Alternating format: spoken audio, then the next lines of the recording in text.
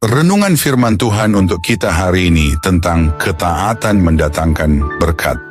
Saudara dapat baca dalam Kejadian 26 ayat 1-35 yang menjadi ayat nats bagi kita dalam Kejadian 26 ayat 12. Maka menaburlah Ishak di tanah itu, dan dalam tahun itu juga ia mendapat hasil 100 kali lipat, sebab ia diberkati Tuhan.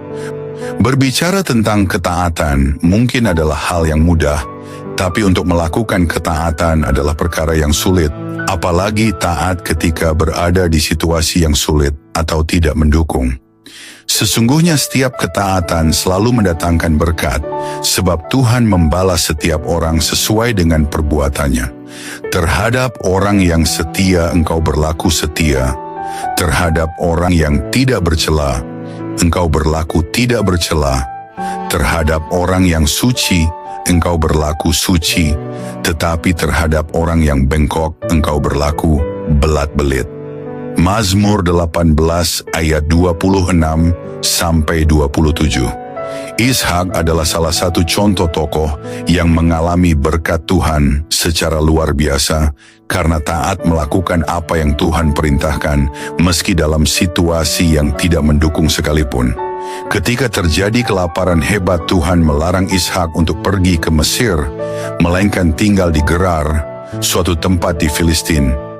Tinggallah di negeri ini sebagai orang asing, maka aku akan menyertai engkau dan memberkati engkau, sebab kepadamulah dan kepada keturunanmu akan kuberikan seluruh negeri ini, dan aku akan menepati sumpah yang telah kuikrarkan kepada Abraham, ayahmu.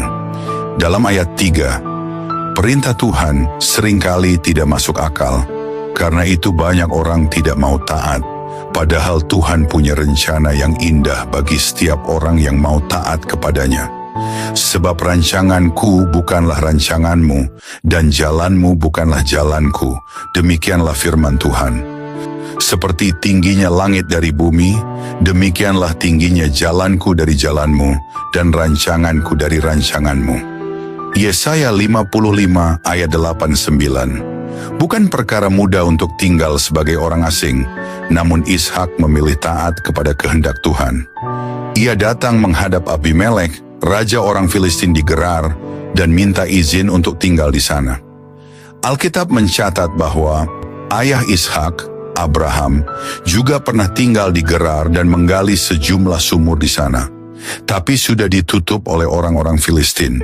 Dan ketika berada di Gerar, Ishak pun menggali kembali sumur-sumur yang telah ditutup itu dan menamainya menurut nama-nama yang telah diberikan oleh Abraham: Esek, Sitna, Rehobot, dan Sheba.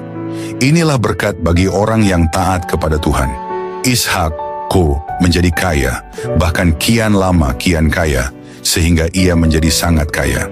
Kejadian 26 ayat 13. Kiranya renungan firman Tuhan ini dapat menginspirasi. Tuhan Yesus memberkati.